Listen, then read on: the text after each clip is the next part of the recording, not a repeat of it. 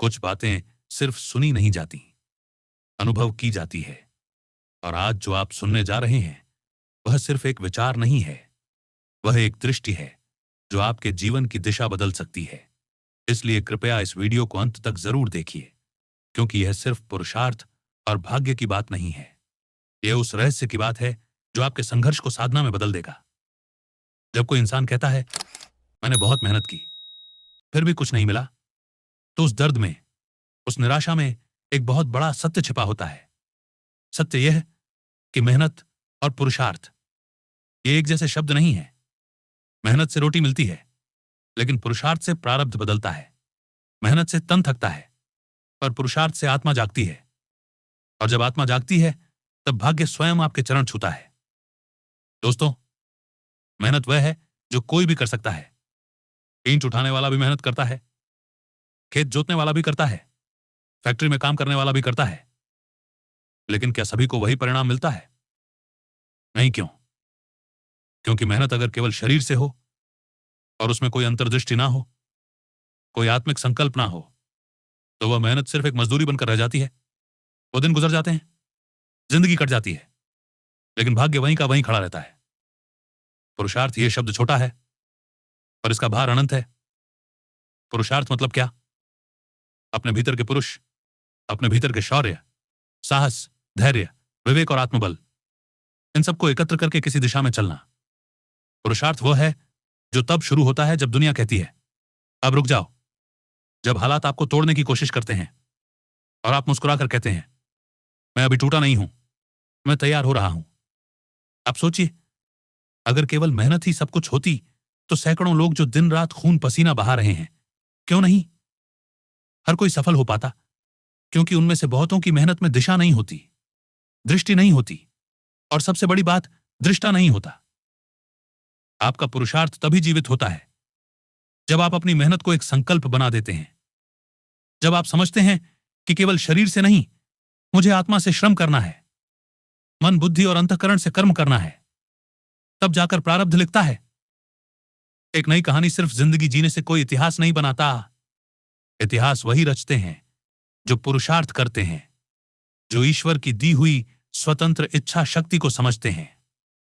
भगवत गीता में भी श्री कृष्ण ने यही कहा, कर्मण्यवाधिकारस्ते मां फलेषु कदाचन। तुम्हारा अधिकार सिर्फ कर्म पर है, फल तो उसका परिणाम है।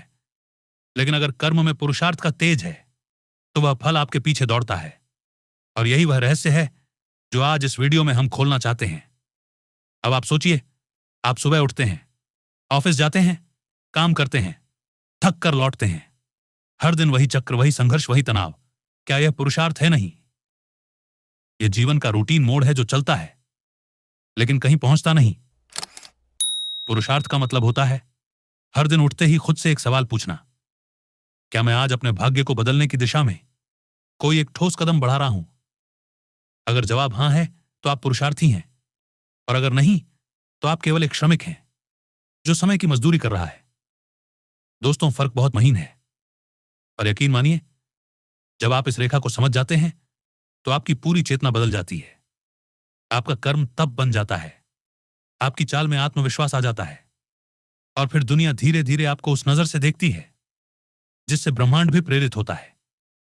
क्योंकि ब्रह्मांड तब सुनता है जब आपकी आत्मा पुरुषार्थ कर रही होती है। भाइयों और बहनों, इस वीडियो को देखकर अगर आपके भीतर थोड़ी सी भी हलचल हुई है, अगर कोई पुराना सपना फिर से आंखों में तैर गया है, या कोई भला हुआ आत्मविश्वास फिर से उठ खड़ा हुआ है, तो कृपया इस वीडियो को लाइक करें, कमेंट करें और दिल से लिखें, अब मैं पुरुषार्थ करूंगा। क्योंकि यह सिर्फ शब्द नहीं है, यह आपके भीतर के देवता को जगाने वाला प्रण है। जब हम कहते हैं भाग्य उदय होगा, तो इसका अर्थ यह नहीं कि कोई चमत्कार घटेगा, बल्कि इसका मतलब है आपका पुरुषार्थ इतना तेजस्वी होगा कि प्रारब्ध को भी झुकना पड़ेगा। क्योंकि प्रारब्ध पत्थर की लकीर नहीं है, वो तो सिर्फ एक स्केच है। उस पर रंग भरना, रूप देना, जीवन देना, यह सब आपके पुरुषार्थ पर निर्भर करता है। हर सुबह जब आप उठते हैं तो दो शक्तियां आपके भीतर सोई होती हैं। एक है आपका पुराना प्रारब्ध और दूसरी है आपका नया पुरुषार्थ। आप जिसको जगाओगे वही आपके दिन की दिशा तय करेगा। इसलिए भाइयों और बहनों, मेहनत करते रहिए। लेकिन अंधी मेहनत मत कीजिए। उसमें संकल्प जोड़िए, उसमें लक्ष्य जोड़िए, उसमें भावनाएं जोड़िए, उसमें ईश्वर का स्मरण जोड़िए। तब जाकर मेहनत पुरुषार्थ बनती है। और जब मेहनत पुरुषार्थ बनती है तो मजदूरी नहीं मिलती, भाग्य का उदय होता है। तो अब प्रश्न यह है कि पुरुषार्थ में ऐसा क्या है जो प्रारब्ध को भी बदल देता है? क्या यह कोई मानसिक खेल है, कोई आध्यात्मिक जादू नहीं? यह चेतन संकल्प की शक्ति है। जब आप जीवन में कोई कार्य करते हैं और वह कार्य केवल पेट पालने के लिए नहीं बल्कि आत्मा को प्रकट करने के लिए किया जाता है, तो वही कर्म पुरुषार्थ बनता है। पुरुषार्थ का अर्थ होता है अपने भीतर के विराट पुरुष को सक्रिय करना। हम सब में वह पुरुष तत्व छिपा है जो धैर्यवान है, साहसी है, निर्मोही है और संकल्प का धनी है, लेकिन उसे जगाना पड़ता है। और वही जागृति भाग्य का द्वार खोलती है। आप देखिए, राम को वनवास मिला, वह उनका प्रारब्ध था। लेकिन वन में भी उन्होंने जो धर्म का मार्ग चुना, जो युद्ध लड़ा, जो संकल्प किया, वह पुरुषार्थ था। अगर वे वन में बैठकर सिर्फ दुखी हो जाते तो वह केवल एक मजबूर राजकुमार रह जाते। लेकिन उन्होंने अपने प्रारब्ध को पुरुषार्थ से ऐसा बदला कि इतिहास उन्हें मर्यादा पुरुषोत्तम राम कहता है। यही बात अर्जुन पर भी लागू होती है। महाभारत के युद्ध, इसे अपने जीवन का हिस्सा बनाइए, इसे अपने दिन की शुरुआत बनाइए और इसे उन सबके साथ साझा कीजिए जो अपने भाग्य को कोस रहे हैं, पर जिनके भीतर भी एक सुप्त पुरुषार्थ छिपा है। कमेंट में सिर्फ एक वाक्य लिखिए, अब मैं साधक हूं, पुरुषार्थ ही मेरा धर्म है। और हां, इस वीडियो को लाइक कीजिए, कमेंट कीजिए और सब्सक्राइब कीजिए हमारे चैनल को, क्योंकि यह कोई साधारण चैनल नहीं, यह उस चेतना का मंच है जहां हर साधक अपने भाग्य का रचनाकार बनना सीखता है। आप जुड़े रहिए, आप जगे रहिए, क्योंकि अगले वीडियो में हम बात करेंगे कर्म, संकल्प और ब्रह्मांड के उत्तरदायित्व की, जो बताएगा कि ब्रह्मांड सिर्फ सुनता नहीं, उत्तर भी देता है। धन्यवाद दोस्तों।